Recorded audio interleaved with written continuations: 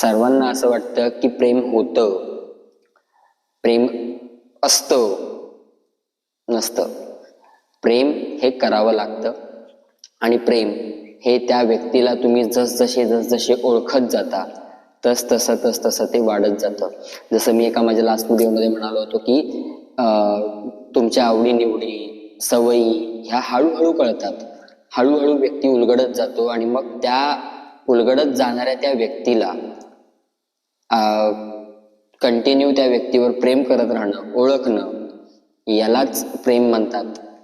जर तुम्ही असं म्हणत असाल की जो व्यक्ती मला पहिल्या दिवशी भेटला त्याच्यावर मला प्रेम झालं होतं आणि आता जो व्यक्ती आहे तो तसा नाही राहिलाय, तर तुम्ही जगात कुठल्याही व्यक्तीवर प्रेम करा. कुठलाही व्यक्ती जो काल असतो तो उद्या नसतो.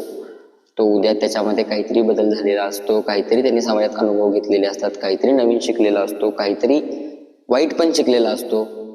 So it's a process. So love is a process आणि प्रेम करत राहिलं पाहिजे. प्रेमाला इमोशन म्हणणं थोडंसं थांबूयात आणि प्रेमाला एक कृती म्हणून घेऊयात. ते प्रॅक्टिकली करत राहावं लागतं.